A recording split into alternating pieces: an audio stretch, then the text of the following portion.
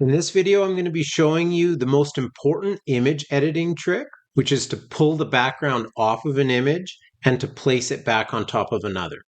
You need this skill for YouTube thumbnails, for copywriting, and it's really easy and can be applied to so many different places.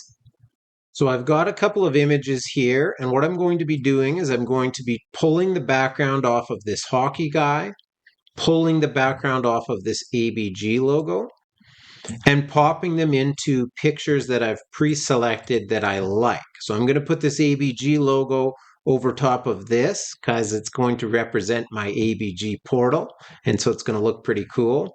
And then I'm going to take this hockey player and put it over top of this cool little entrance area for an image I'm going to place on my son's website that I'm building for his hockey team.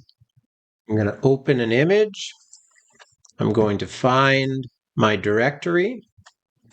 This is called Renegade Chill. I'm going to select my image. It is the player. There's my preview. And then I'm going to get lots of room. So this is now in Gimp. Now, if you want to add or remove an image, you're going to have to go over here. And this is always going to show your layers over here on this side. And we're going to add an alpha channel. That's what we're going to use to erase. Now, you can either use a bucket fill.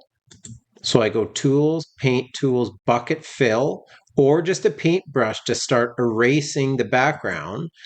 But once you select it, so usually the properties are on the other side. That's okay. I just did a fresh install. You change this normal to erase, and then you go onto your picture and you click and look what happens. It erases the entire background.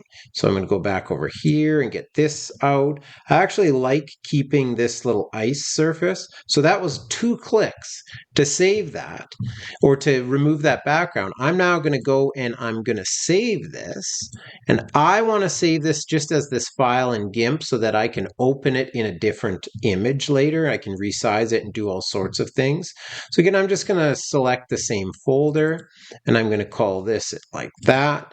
And then now this image can go ahead and be exported. If I want to export it, I just export as.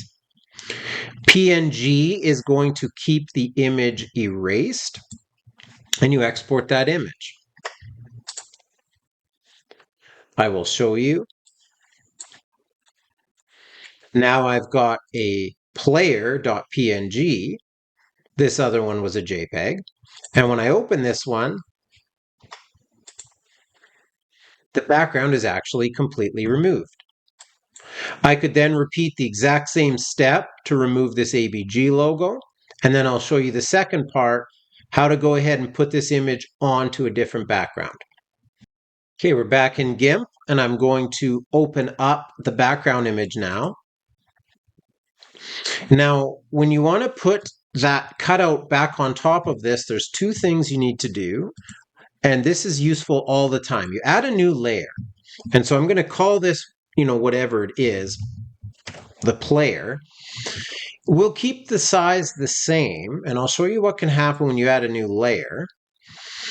Is it's there, you just can't see it. And now I'm going to open as a layer that image that I cut out right here.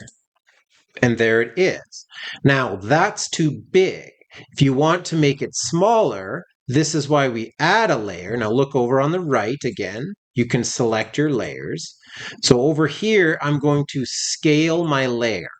It's usually pretty intuitive where to find these things. There's my layer. Let's scale it. So, it's a square, let's say 300. And, oh, my numbers are not working on my new laptop.